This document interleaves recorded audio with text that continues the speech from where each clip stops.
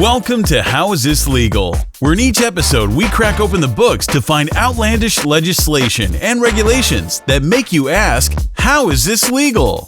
If you like what you hear, please be sure to subscribe, leave a review, and share this podcast with your family and friends. Here to break down what these laws mean to you is your host, Kyle Lorraine. All right. We're coming to you live from Carbondale, Illinois. We are joined today by Christopher Seeloff and Skylar Sullivan. They just got back from a moot court competition. They're going to tell us a little bit about that experience, and we're going to talk about some refugee and asylum law. Chris, Skylar, how you guys doing? Doing well, man. How are you? I can't complain. What about you, Skylar? How you doing, buddy? Fantastic. Thanks for having us. Great to hear it. Before we get going on the substantive issue here, I have a little story I'd like to tell you guys from Nashville. So we went down to Nashville last night to see the Joe Rogan show, his comedy tour. And it was a trip of first. I'd been in Nashville before, but it was a lot of firsts that were going on in this trip. It was the first time I'd ever taken a Lyft instead of an Uber, and I didn't realize there was much of a difference. It's a hell of a lot cheaper, I know that, because I don't know if it's when we were in Florida over spring break and then being in Nashville, it's like they only have the Uber XL, so it's like $40 to go the same. It would be like $20 for the Uber X. And then the Lyft was like $12 to like go all over town. So we did the Lyft for the first time, and then we were looking for a place to stay before we got there, and we had a place locked down to stay at like some dude's like mother-in-law's quarters in his basement or whatever, which was fine. Sketchy. Yeah, kind of weird. Real bougie. I'm not a real big fan of it, but there's like no hotel rooms in Nashville, and if you do get a hotel room, it's like $300, and it's like out by the airport. Oof. So like if you're going to be downtown, you have to factor in like the Uber ride there and back and everything like that. So we ended up landing on an Airbnb that was a camper. And so the first time I'd ever stayed in a camper as renting it out and didn't know the person who I was camping with, these people had like a little plot of land about 10 or 15 minutes outside of Nashville, and they had a camper there. So like you were kind of like off by yourself in this little plot of land, so you didn't see the people or anything. And it was fine, you know, like we had a few bumps in the road, but the camper itself was pretty nice. But when we first get there, we go in, and I go to turn on the heat, and I just hear, like, this rattling, like this thing is, like, going to come alive. And it's, like, back in this, like, utility closet. And then the lady that lives there, like, runs out and was like, what did you guys do? I'm like, nothing. I just tried to turn the heat on. She's like, I've never heard that noise before. So she texts us later that night and is like, I don't think the heat's going to work. I got a space heater and some blankets for you guys. And we're like, shit, it's going to be cold as hell out there because we're out in, like, the middle of nowhere. It seems like anyway, right? So she ends up getting the heat going. We come back like midnight. We went to the show. We went out to a couple bars after that. And then once we get back, we turn the heat on. We turn a couple lights on. And all of a sudden, all the lights start dimming, like real slow. You're about to get murdered. Right. And I'm kind of starting to get scared at this point because I was joking around about like us getting murdered out there.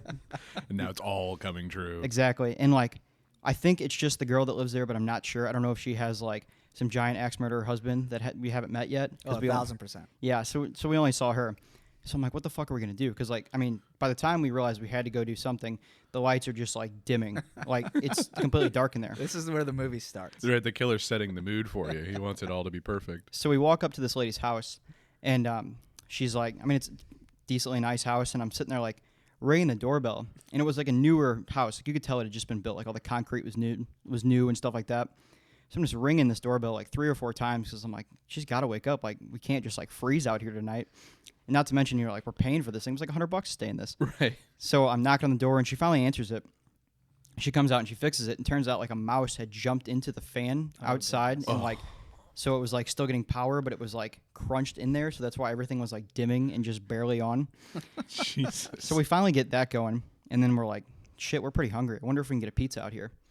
So mind you, we're like 15 minutes away from Nashville. I have no idea how close we are to like the nearest town or anything like that. What time is it? This is like midnight. Okay. And like, I don't know what it is, but like, I swear to God, college towns are the only place that have like a Domino's or a pizza place that stays open past like 10 o'clock. So like all the local places are closed. The only places that are open to like 4 in the morning are like on Broadway in Nashville. It's too far away. Right. So we find a Domino's, and it's like, we're in like White's Creek or something like that. And this one is in like Clarksville or something. You know, I have no idea. Like, what's the difference, right? Right. So we call them, and as you guys know, like the Domino's have like a very specific area they can deliver in.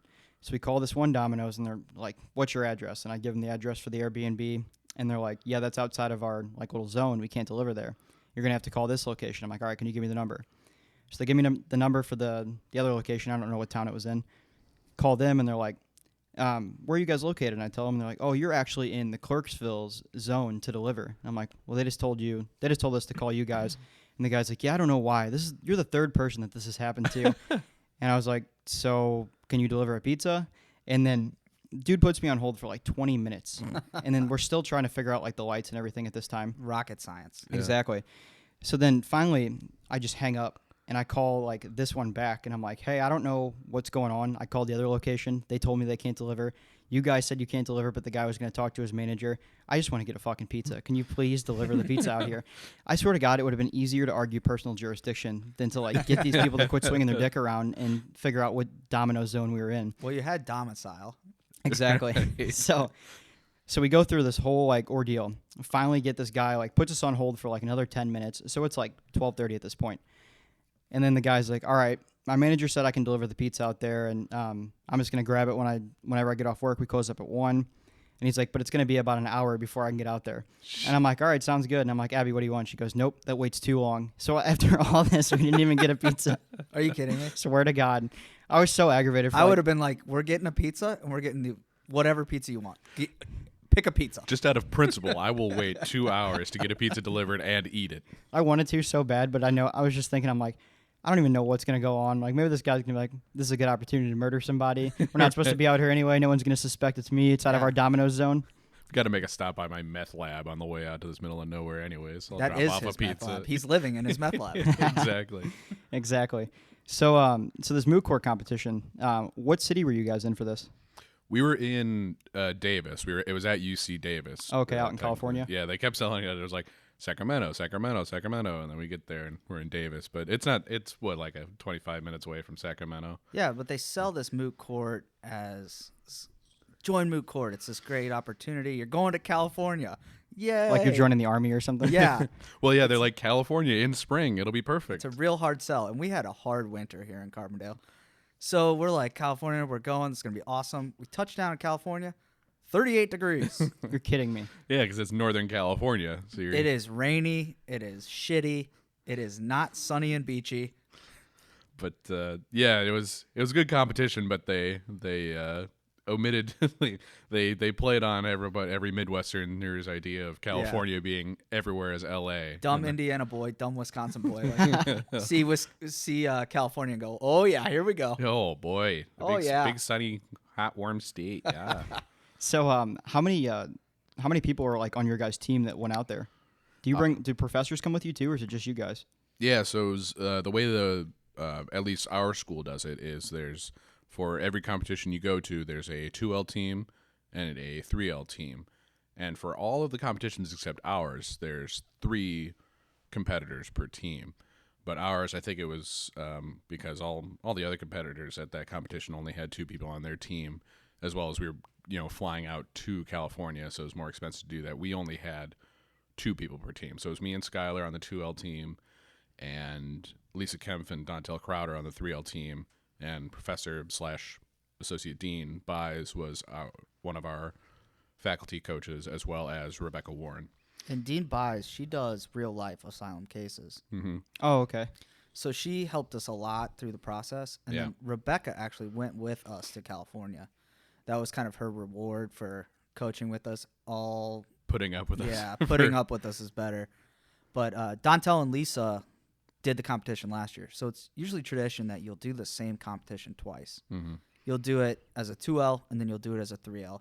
And then the new 2L team will come in, and you'll kind of show them the ropes and lead them into the competition. Gotcha. So do you guys like go out drinking and stuff like that whenever you get done, or is it sort of like a professional setting the whole time? Well, I mean, so when you're there, obviously, it's the Sure. whole time you're there, you're doing everything. Yeah, but I mean, the way it's set up is you get in there, and it is so high tension. Nobody's talking to each other. There's some coffee, some stale donuts, maybe some bagels. But everybody's scared out of their brains. And you walk in and you see your timesheet of when you're going to compete. So the first day, you're competing twice no matter what. Those are the preliminary rounds. And that's how you get seeded to find out if you get to the next round. So you walk in and you see, am I going at 9 a.m.? Am I going at 11 a.m.?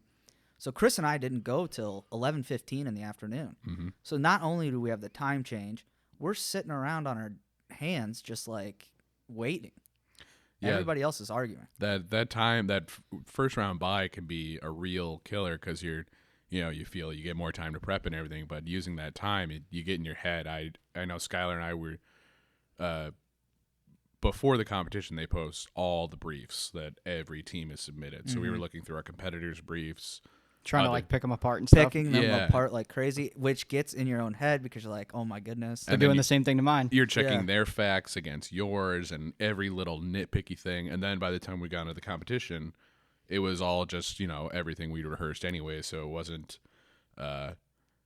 we didn't need, anything they brought up was, we already really had a planned response. So it was just that you get in your head, but it's part of the competition. And it's a 4-month process. I mean, Chris was in Africa this summer and I was in Hawaii.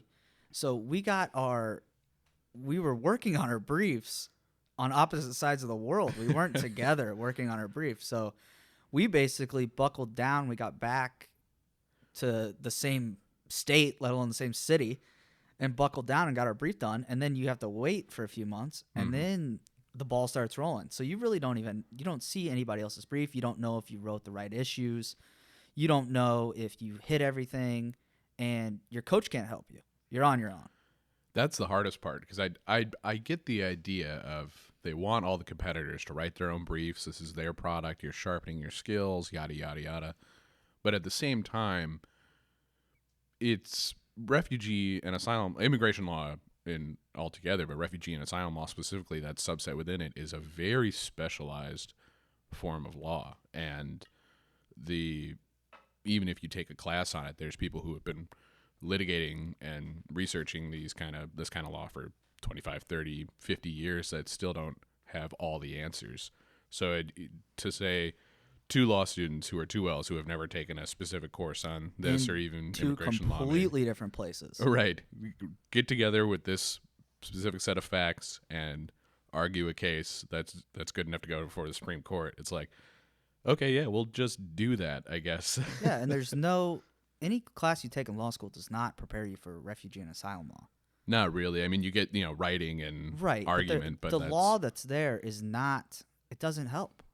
It's a subsection of the law that is on its own. Mm-hmm. The process is completely different. The way you file, the way you go to court, the judge you sit in front of, how you appeal, everything is different. Policy considerations, it's just all... And the policy considerations change with the administration. Yeah. It's very interesting. So, like, we'll get to all that in a second. But whenever you guys are preparing for this, are you doing sort of a trial setting for practice? Or are you just rattling off your argument sort of to each other? Or how do you guys get ready for that?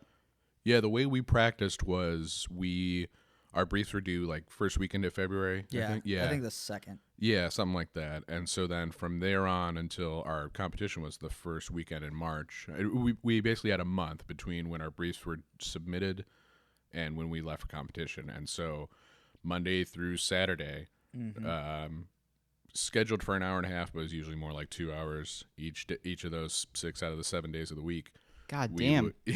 We would. Oh, it was no fucking joke. Yeah, we would get in Dean By's reserved a room for each day of that week, and we would get in the room, and Monday, Wednesday, Friday was you would argue the on-brief side, whichever side of the brief you wrote, you would argue that side, and Tuesday, Thursday, Saturday, you'd argue off-brief, and it was like that for a month, and it's really helpful because half of my brief, I made this public policy argument because we can get into it later when we talk about the facts of the case and everything. But in oral arguments, the first 2 or 3 times I argued on brief, I tried to keep bringing this up, and she would bring in guest judges to talk about it. These are real attorneys. These are real judges. These are everyday people coming in that read this brief and they go, okay, I'm going to grill you on it. Yeah, and so I had half of the brief that I wrote was about this public policy argument. It likened it to studies about dietary and all these other things. And every judge was like, counselor, I don't care. None of this is persuasive at all to me. So half my brief I just basically had to throw out and not argue. But it was good because if I brought that to the competition, we'd have just been laughed out of the courtroom, and I would have had nothing going. So it's helpful, but it's a slog for sure. You're flying so blind. You have no idea if what you're throwing out there is sticking until you get into those practice rounds. So, and we did each side. So one day you do one side, the other day you flip your entire argument and do the other side. So it helps so much with practice because you learn the ins and outs of the case, the good sides, the bad sides, which facts are important, which aren't. Social policy isn't important, apparently. Right. Until it is. Until it is. But, I mean, it's just such a gauntlet of just constantly having to think about it. I mean, you're in your car repeating your opening. You're switching just one sentence, one word. I don't like that word. Switch that word. I don't like that. Yeah. And you're changing that, and you're just constantly working on it. It's never finished. I mean, even between rounds, we're still practicing. I'm still in the hotel room. Chris and I are still bouncing ideas off each other after we hear other people argue about what we should do, what our strategy is. I mean, it's just a constant cloud that hangs over your head. So how does that how does it work with you guys? Do you think that helped you be able to think on your feet a little faster, like sort of translating into the real world? I mean, you have to. You don't have a choice. If you can't think of it on your feet, you can't do an oral argument. And that translates into every aspect of being a lawyer. Depositions, negotiations, being in a courtroom. I mean, Chris and I both do things. We both have our 7-Eleven license, and we both do things in the courtroom. But just standing up out of the chair and opening your mouth is hard enough. But if you don't think of it as a burden and you think of it more as they're just having a conversation here, then the worry kind of drifts away. But yes, it helps so much with every day just being an advocate of the law. Absolutely. That's the biggest thing you learn is after a while, the judges will, if they see you looking down at your notes again, they'll and Dean Buys and Rebecca both are very good about this. They would you get feedback after each round, and they would say, you know it. Stop looking at the notes. Just talk with us, because the more you look down at the notes, the more you're giving a canned answer that A, doesn't sound like you believe it, and B, just doesn't feel like something a human would say. If you can make a connection with the judge, even if they don't necessarily agree with you, that can be a boon. They say, well, I don't agree with that point, but it does make sense. I don't like it politically or whatever, but I can see that that's the law, and you're just telling me about it. So then, which is our job. And so, yeah, it's a huge boon. If I would recommend it to anybody. And this is me putting on my Chief Justice in the Moot Court Board hat now. Oh yeah, congratulations on that, by the way. Well, thank you. I appreciate that. But we both went no notes, which not every team does that. Right, but it's more of a strategy you're thinking off the cuff. You have an opening argument that you have memorized the intro. After that, I mean, if you don't get a question, you're up there by yourself in a fishbowl. Everyone's looking at you. And when you respond, you see what lands and what doesn't. Right. We in the round we finally got knocked out in that competition, one of our judges is an immigration lawyer, and so we were arguing for the government on that side, which is really hard because you basically have to say, sorry, this poor kid who's been through civil war and all his family's dead and everything doesn't get asylum, and so it allows you to read the room, and if you can read the room, even if you're arguing for Attila the Hun as person of the year, if you know what lands and what doesn't, then you can change your argument and somehow find a way to make it work. Okay, so this is probably a good point to sort of get into it. So what was your guys' problem? Facts, arguments you used, all that kind of stuff?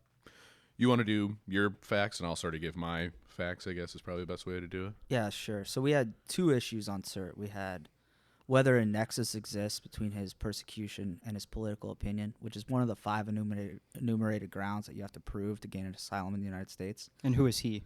He is Yusuf Badur. He's a member of Al-Syria, which is a fake Middle Eastern country, and we're in a fake circuit. We're on the 14th Circuit. Welcome, everybody. And this guy, there's all these rebel factions within this country. There's the Freedom Fighters of Al-Syria. There's a couple other factions, and the persecution has been stipulated, so that's not an issue.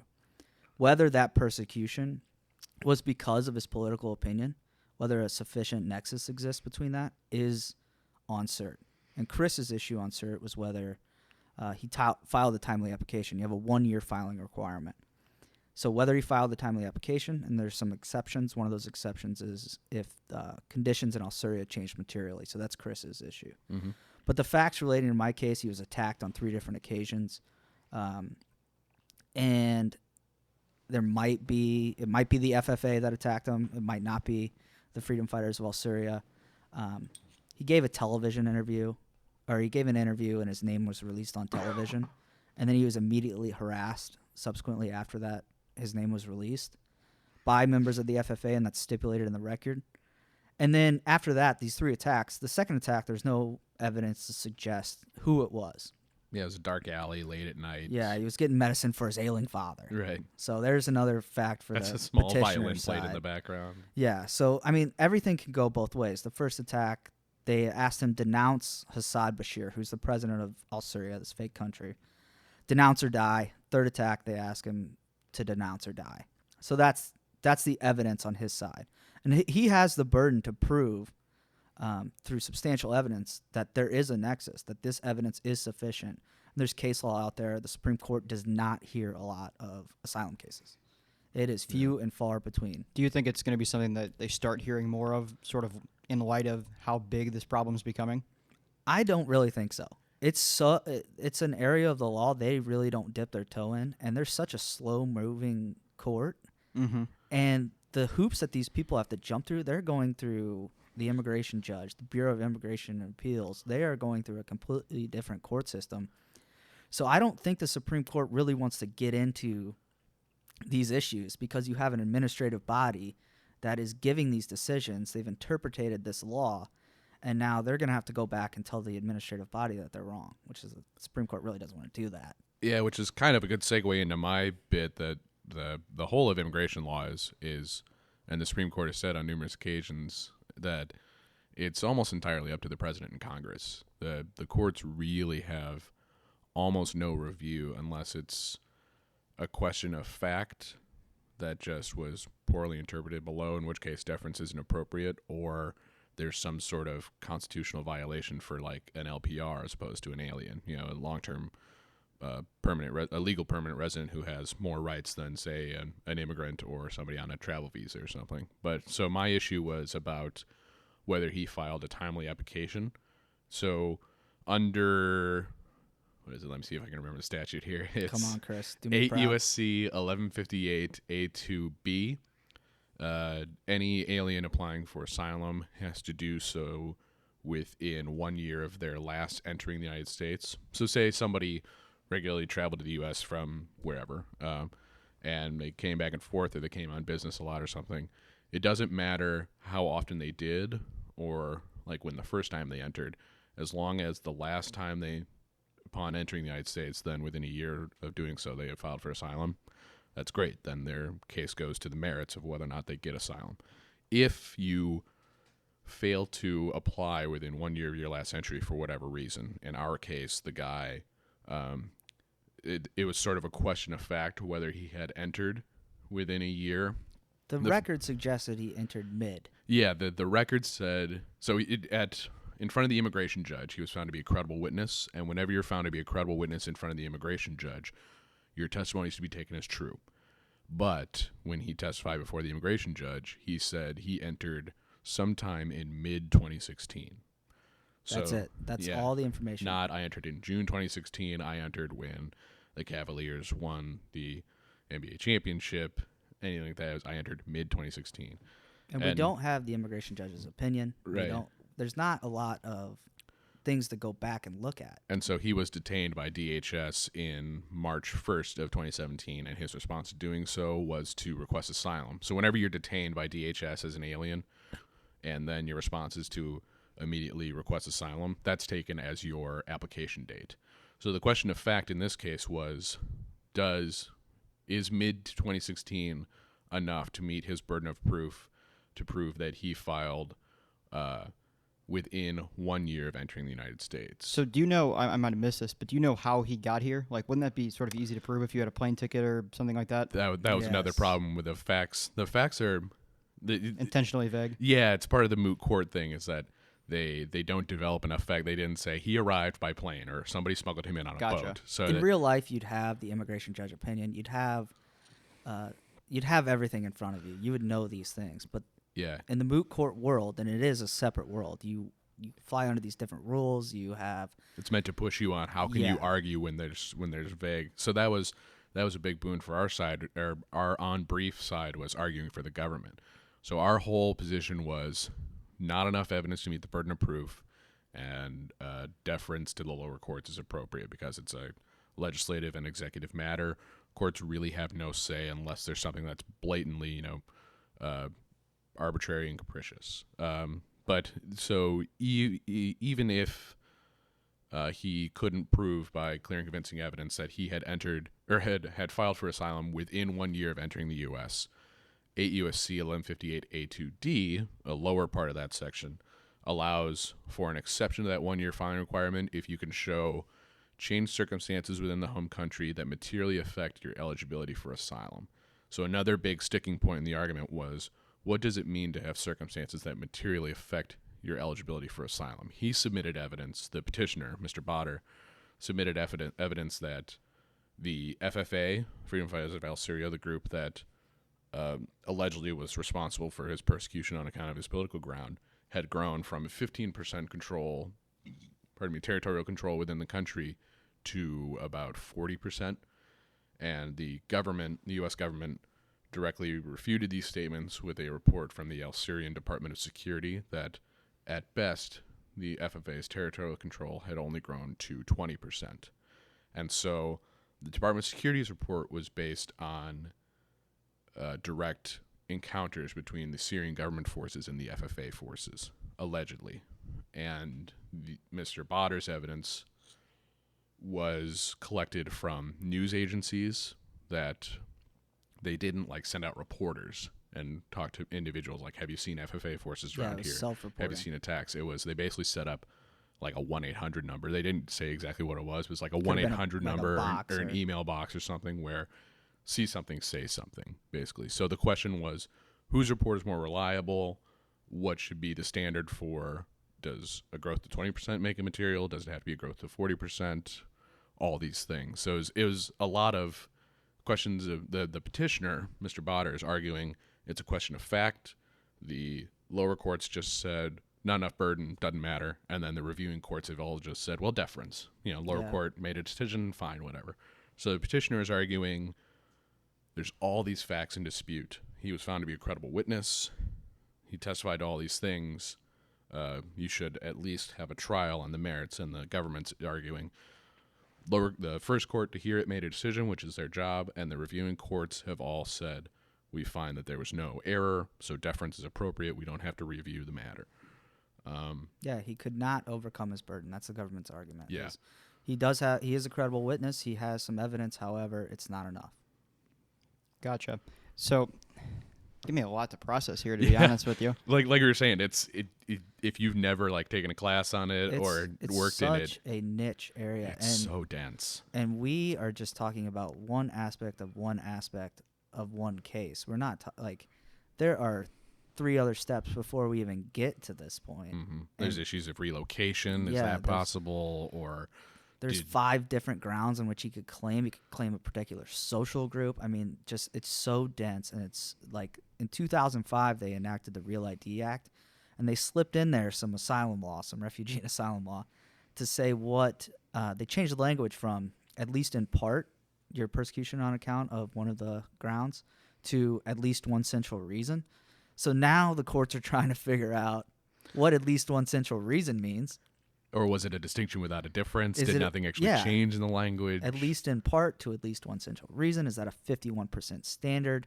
This case is a mixed motive case. So the petitioner would argue, even if the Freedom Fighters of Al-Syria were attempting to recruit new members, they also persecuted him on account of his political opinion. So the argument is it 51%? Does it have to rise to that level? But that would eliminate mixed motive cases. You'd have to show that a central reason. However, in conference on the bill, they specifically took a central reason out of the bill and enacted at least in part, or at least one central reason language.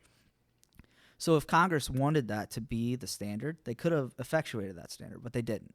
They said at least one central reason. So courts are still trying to figure out what that even means. That was enacted in 2005. So if the so from what I'm gathering, it's a very, like you said, a very niche area of law. There's not a whole lot on the books about it. About how many people does the U.S. take in every year? So the Migration Institute in fiscal year 2015, this is the latest numbers that we have, is 27,000 and some extra, somewhere between 27 and 28,000 people were granted asylum in the United States. So it's not a large number, and it's an incredibly difficult process to get in. That's part of the one of the policy reasons that the Congress and the president have instituted into the refugee and asylum program. Is it's sort of a snake eating its own tail kind of policy, is that they want to purposefully limit the amount of people that will enter the country, because it's supposed to be we want people to immigrate because they're investing money, they're coming here to work in some sort of specialized field, they have they're a baseball star that can bring in a lot of money for us, something like that. There's just no money in refugees. You're going to have to support them economically, in terms of security, all that for a long time. And on the other hand, by not allowing more people into not allowing more people into the United States under the refugee codes, we are creating security risks elsewhere, and the U.S. being an intervener on account of humanitarian rights or for whatever reason in a lot of places in the world, it creates, by not allowing people in because they could be security risks because we'd have to support them, we create security risks elsewhere that force us to go into other countries. Yeah, and it's a 3-generation process when you grant someone asylum. If you bring the family with them, their kids' kids are going to be the ones that grow up in America and hold those American values. And that's one of the arguments within the thing is Mr. Bader stood up for a political opinion that he held. Like, if you're the petitioner, isn't that, as an American, isn't that what you want people to do? You want people to have a political opinion and speak their mind and actually hold a political opinion, to not bow down to dictatorships and other factions in different countries. That's what, as an American, that's what you would expect of someone. And I find it pretty interesting too that like, just back to the whole intervener thing. I don't want to gloss over that too much. I was watching that documentary on Amazon Prime, The Human Flow. Oh yeah. And I think that's like the extent of my knowledge. I kind of in and out as I was cooking and stuff like that. But the thing that I found that was pretty shocking, and I think I'm going to get this number wrong, but I'm pretty sure like 14 million people or something like that have been displaced since the U.S. occupied Afghanistan in 2003, since we started occupying the Middle East. So it's basically, from, again, a very uneducated point of view on this particular topic, it's basically saying that we're going to come in, start a war, displace a whole lot of people, and by the way, none of you can come over here. It's everyone else's problem. Yeah, one of the big, Skylar and I just watched that documentary just before coming over here, and one of the big points we were talking about while watching it was that the really interesting thing about the documentary is they have a scroll going by every now and then about, It's like a news feed scroll. yeah, different headlines from different newspapers, and one of them was Newsweek. They, in the section talking about Iraq and Afghanistan, the scroll went by Newsweek, why oil was one of the prime motivating factors of the U.S. intervention in Iraq. And Scott and I both just looked at each other and went, duh.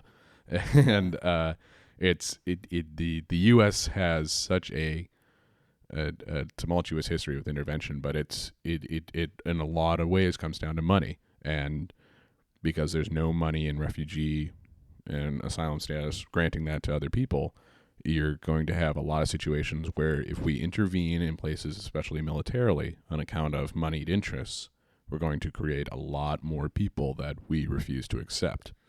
Yeah, if we don't have a clear goal when we're going into these places, this is going to continue to happen. I mean, March of this anniversary is 14 years. I mean, the Iraq 15.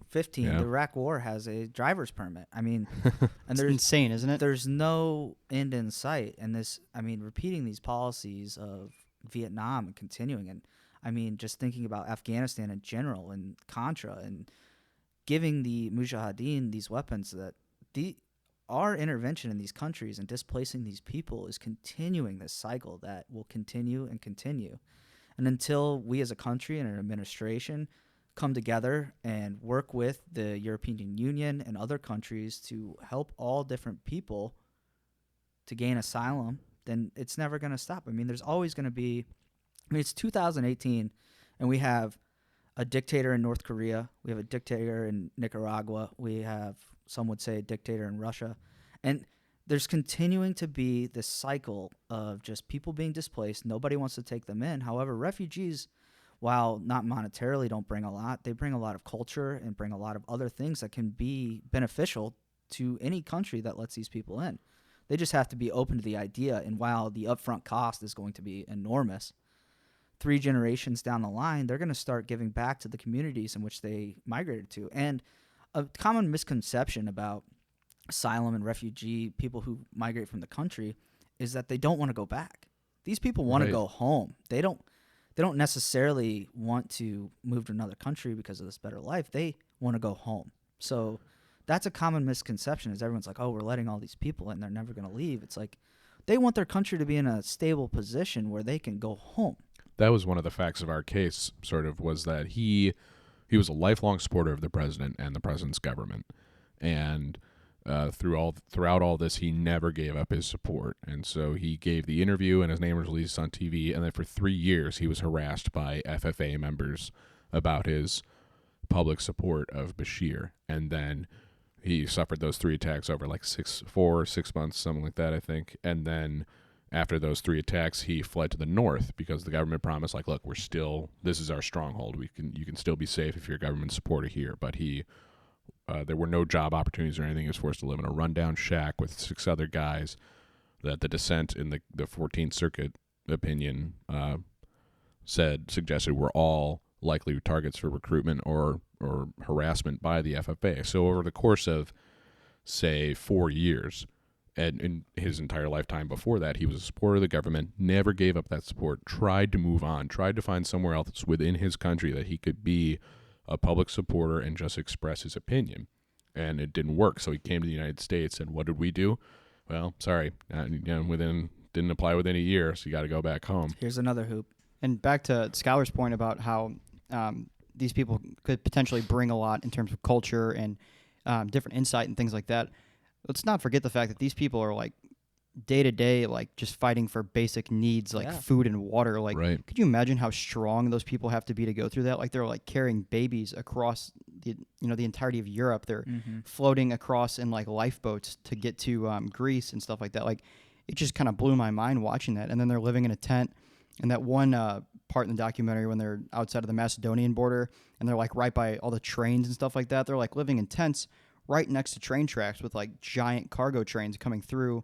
You know how loud a train horn is. Imagine having a tent in between you and a train horn in the morning or the middle of the night, and it's raining all the time and it's cold. Like it just looks like we don't realize how lucky we are sometimes here. I told Chris the exact same thing. I go, if my kids ever bitch about something, I'm going to make them watch that documentary. It's like these people have been forcibly displaced from their home. They did not leave willingly. This isn't they're in the middle of a war. The bombs are going off. People are dying. One guy, he buried his entire family. They came with 14 people. I think 5 of them passed away just on the journey to that camp. I mean, his brother lost his wife, his son, and his daughter, I believe. Well, and the people who survived, they mentioned one of them has gone just insane after having to leave the country and walk on foot across multiple other countries only to be held up at the border and denied any sort of resources, having to fend hand to mouth. But we were talking about another thing while we were watching the videos, that refugees aren't just from Iraq and Afghanistan and places that have gone through military turmoil or economic turmoil. We have refugees within the U.S. We were talking about Flint or Detroit. It's all a comparative. That's a good point. It's a comparative sort of spectrum. So where on the scale of fucked are you? Yeah. So Flint still doesn't have clean drinking water after 3 years of having discovered lead in their drinking water. So people have fled from Flint, Michigan to find a place where they could just drink water. So it's not just the U.S. code, obviously the legal code requires it be about an alien, but they're politically and just realistically, there is more to refugee status than somebody coming from outside the United States into the U.S. Have you guys seen that? Not to get on the documentary track, but it's another one on Netflix, and it's about the I cannot remember the name of it. It's about the California water situation. Where they're getting it out of Colorado. I think, well, the one I was watching was talking about how 2/3 of California's population lives in the southern half of the state, but only 1/3 of the water supply comes from that. So they have to take the rest of it from the northern states where, less people live, but they're taking almost all their water and piping it down to what used to be a desert. Right. And there's like entire cities in California that haven't had water for like 3 years. Like they have like a porta potty. They have like jugs of water that they use to wash their hands. Like they're constantly on a camping trip. Like it's mind blowing that like that much shit goes on like in our own country even. Well, I mean, the way that the United States and cities have been built, it was built on the Industrial Revolution. It wasn't built for a technology age. You have all these people in these cities that were manufacturing hubs, and now that those jobs are gone, and they're trying to figure out what to do. Yeah. We're seeing it here in Carbondale. Yeah.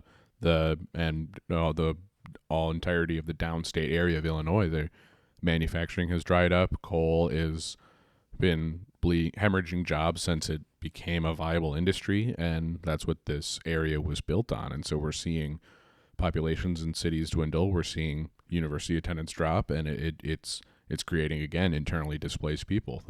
People from this area are moving to St. Louis. They're moving up north to Wisconsin, Minnesota, Michigan. They're moving further down south, basically anywhere but here, because there's nothing left. So it sort of dovetails into the point that refugee and asylum protection isn't just about allowing people in. It's about preventing at the source what causes these problems, which is largely economic and political strife. If you can do that, then you can make people sustainable where they live, and you don't have to worry about any arguments about why we should or shouldn't let people in, because people won't have to come knocking.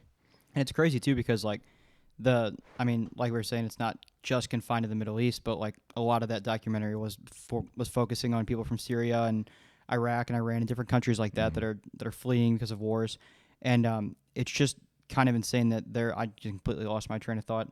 It's okay. I'll pick up for you. I mean, the United States is an intervention. We've been the police officer of the world for hundreds of years. Oh, not hundreds of years, but for a while. We've been putting our toe into different things for different economic reasons. I mean, when we went into Vietnam, it was to stop communism. I mean, we went into Iraq and Iraq for God knows who. Thanks, Dick Cheney. Right. But I mean, these wars that we're in, we're going into these countries and we're displacing these people. But like you said earlier, we're not doing anything to help those people. I mean, we can set up these programs, and I mean, it's money. If you have the funds, you can figure it out. It's money and racial bias, to be completely honest. So I got it back. It goes along with that. So there's currently 65 million people that are displaced, which is the most amount of people that have been displaced since World War II, when people were fleeing from Europe. And I was thinking about it sort of like, like one of my goals, as I'm sure I've told you guys before, is I want to be a billionaire someday. And I'm going to be a billionaire Don't someday. we all? And the thing about it is, it's like, like my sort of plight with that is that I want to be able to help as many people as I can. And even if you were worth a few $1 billion, it's like you couldn't buy enough land or sort of resources, even if you had the resources to, send let's say a bunch of cargo planes to go pick these people up from the refugee camps. Where are you going to bring them? It's back to your argument where if you don't have any sort of political structure, any structure in places where these people want to live, their home country, where they have all their ties and everything like that, if that's not there, there's really nothing that no one or any sort of one government can do about it, which is just crazy.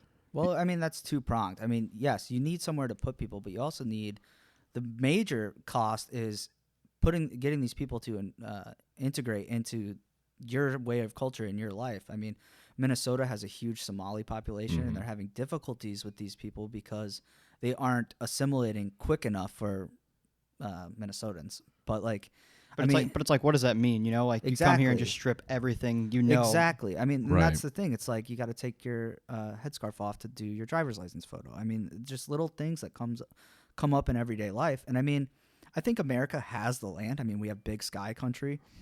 We've got Idaho, Montana. I mean, we've got places, but to set up the infrastructure to help these people and get them to be self-sustaining after, like you said earlier, they've lost their homes, they've lost family members, they have no money, zero money, they have nothing. So getting them to assimilate into the American culture, I think that's what I mean, we should be lending a helping hand to these people that we displaced. We shouldn't just be turning a blind eye and saying, "Oh, it's on. Good luck, Europe." I don't know. But it's such a hard thing to like in terms of like lending a helping hand because like the whole like poverty crisis in Africa and stuff like that.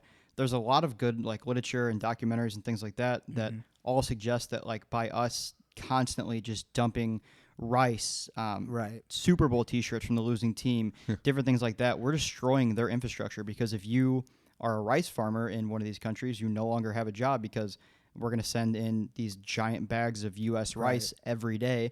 So it eliminates that occupation. You send in the T-shirts, it eliminates that. It's just a domino effect. Right. And we think they're helping, Yeah, but we're not. there's no one thing. It would be nice if it was just they need medical supplies. Great. Oh God, yeah, just give them the medical supplies. But it's not just that, because then, like you mentioned, there's infrastructure with that. Then medical supply companies and doctors within that area start to lose business, and then they become dependent. And it's not just money. You can't just throw money at a situation and everything gets better. It has to be self-sustaining. They have to be empowered. Right. Right. And that goes in every aspect of life. If someone gave me $500 a day to sit on my ass, I'd sit on my ass.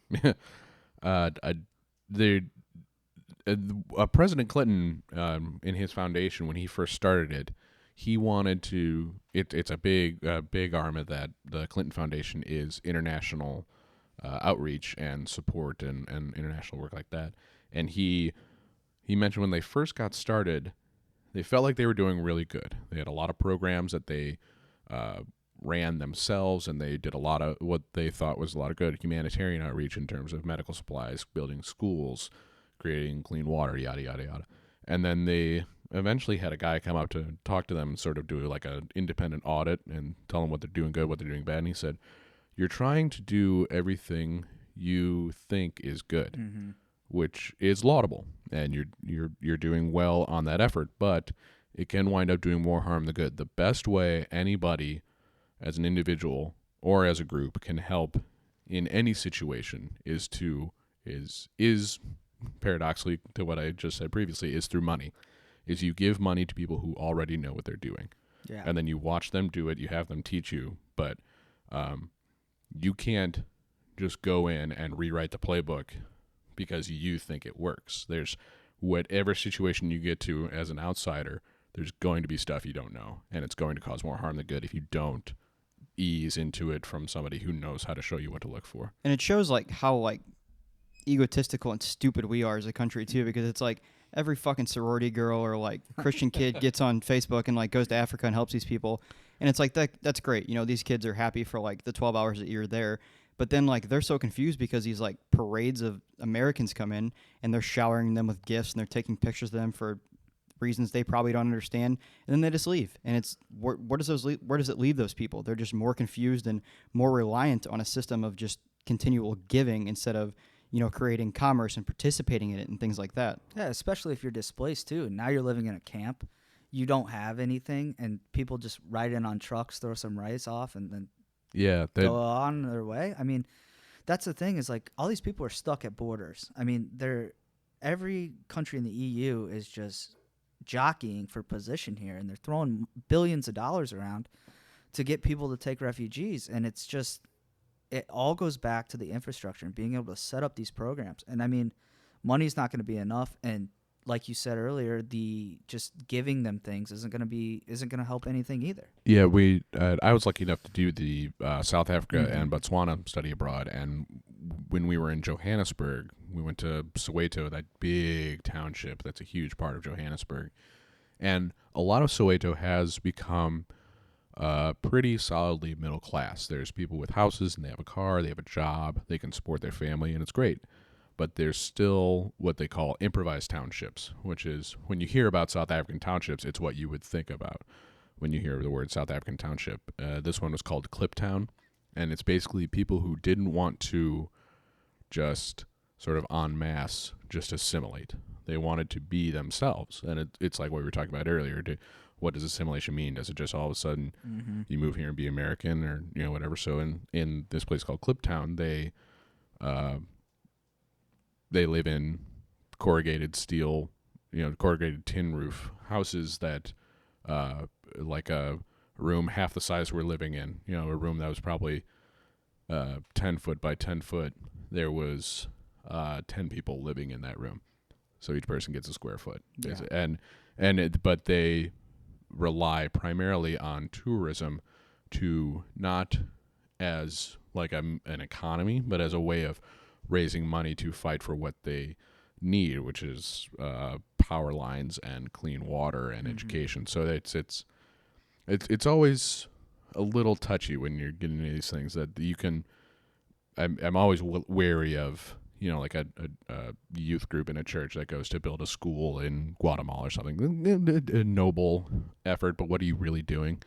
Like, you drop in there, you do this thing, and then you leave, and then does it do any good? But these people, you drop in and you actually see what they're going through, and you donate money, and then they actually use that money for their own good. They do it how they want to do it, instead of you go in and do something to them, like building something for them, which they may not need or may not care about. I mean, the only way you really fix this problem is through family and education. I mean, you keep families together. You sound like a politician. Thank you. Skylar Sullivan. 2028. But family and education is the only way you fix this problem. I mean, these kids that are growing up in these refugee camps are the same kids that, if they ever get to go back home, these are the kids that are going to be joining these rebel factions and continuing this terrorism for generations to come. I mean, you're turning these kids away. You're giving them anger. You're giving them all the reasons to. You're giving them every reason to hate those other countries. So what you're doing is you're creating a feeder system for these terrorist organizations. And until you focus on family and education and educate these kids and get the family together, and you're not going to fix the problem. So continuing the cycle of, we're going to displace you, then we're not going to educate you, and we're going to break your family up, then those kids are going to have so much pent-up anger, frustration, and hate that they are going to raise their kids in that manner and continue the cycle. I think one of the best examples of an organization that does a good job of helping people while empowering them is, you guys ever heard of Fight for the Forgotten? It's No. I feel like I have. UFC fighter Justin Wren. It's his project. If you ever want to listen to a good podcast episode, it's called Mind Pump. It's like a fitness podcast, but they do a lot of interviews with just off topic and stuff like that. And this guy explains like his whole story and like how he got involved in this, and it's really moving. I won't get into it right now, but what they do is they go and they help the pygmies in the Congo. Okay. And I don't know how much you guys know about that whole like civilization, but in some respects they're sort of like the missing link in evolution because they're so far removed from everything that we do in modern society, like talking on microphones to record for other people to listen to them, different things like that. Shout out other people. But they build wells for these people, and they actually hire water wells, and they actually hire and teach the people from this community how to build the wells, and it gives them a job, sustainability, purpose, all these kind of things. And it's such a cool organization. They've built like a few thousand wells by this time, and they just keep getting more and more popular. So if anyone out there is interested in donating, thinking what could I do to help something, this would be a definite top of my list of an organization to donate to. But I think sort of getting back to the refugee problem, I think that these people are getting sort of double screwed because they're not even getting the courtesy of having some rice airdropped to them in most places. Right. Yeah. Because it's one of those things where like nobody wants to get involved and act like they have any sort of connection to them because they don't want to feel responsible. They don't want, you know what I mean? They don't want to have to bring them to America if they're giving them American rice and different things like that. Well, yeah, that video we were talking about, Human Flow, the documentary, they mentioned Jordan has, I think, a population of 1.4 million refugees.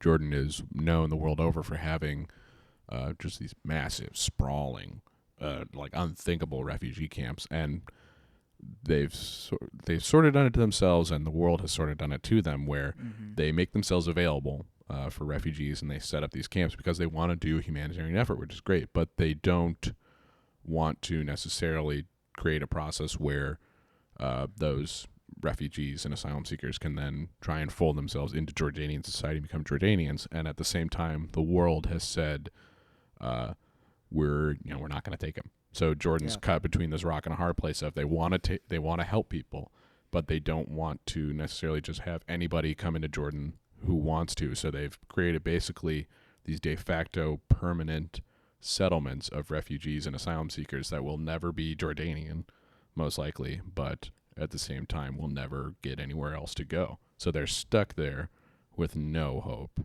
And I think what was interesting about that too, I'm pretty sure that's the point in the documentary where they said that Jordan's population relative to the United States, with having 1.4 million refugees come to Jordan, would be the equivalent of 60 million refugees coming to the United States. Right. So just to put it in perspective, and let's not forget the fact that 1.4 million is a lot of people.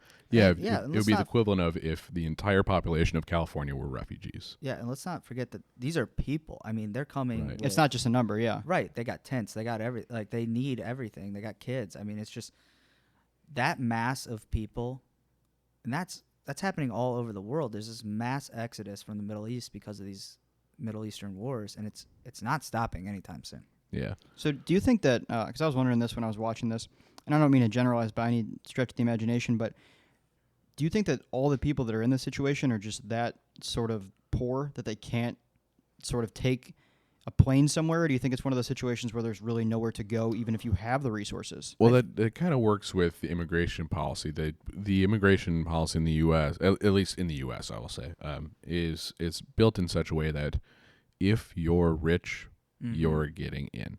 But what is rich though? Like how, I mean, how rich are we talking that's about? the thing that the visas allow for. I think you have to, from a starting point, have to be willing to invest.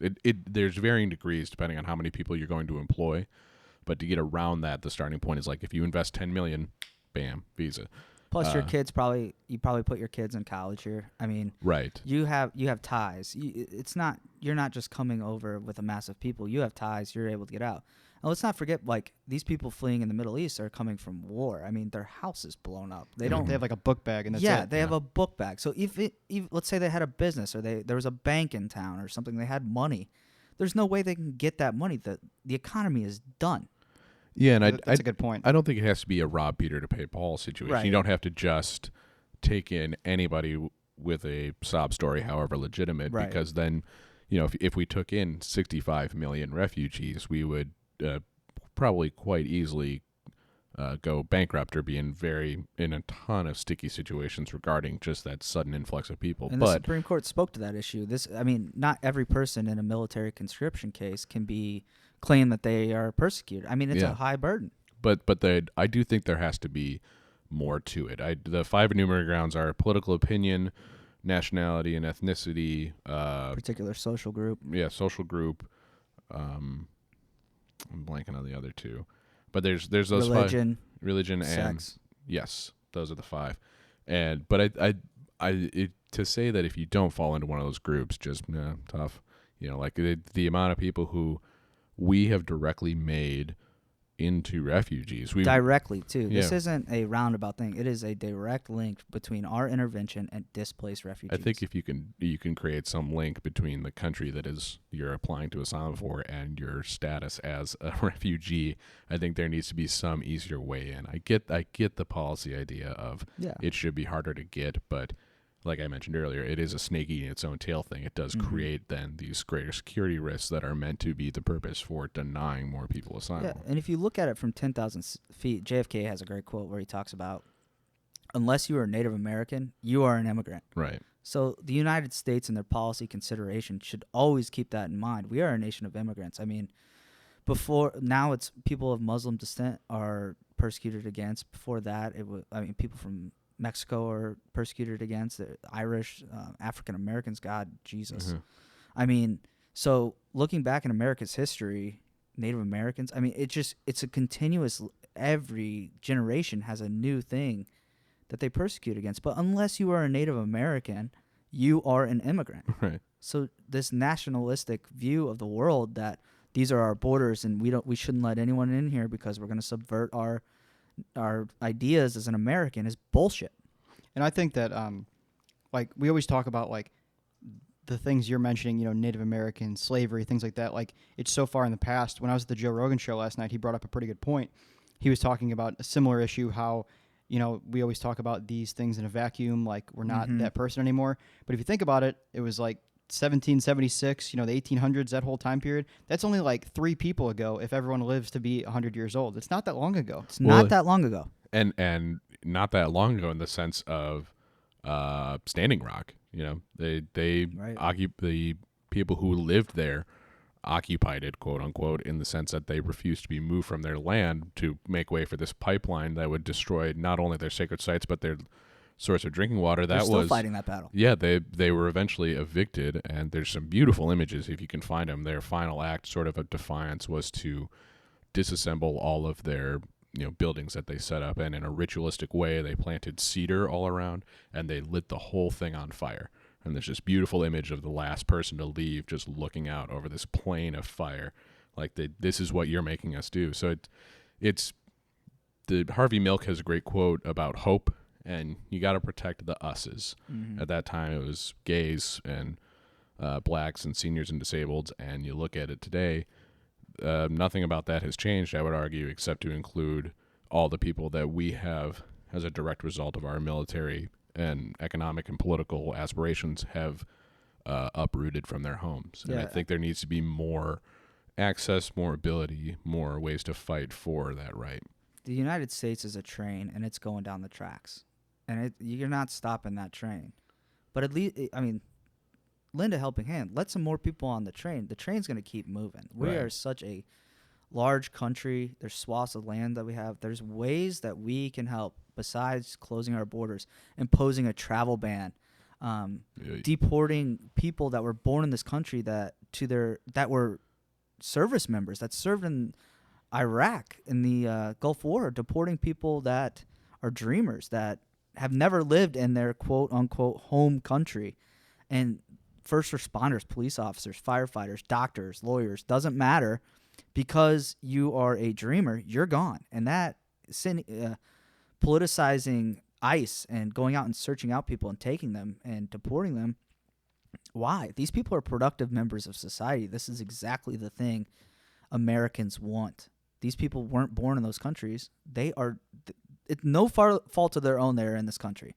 Their parents brought them here, and there's law out there that's supposed to protect them. However, we are not doing our job in protecting them.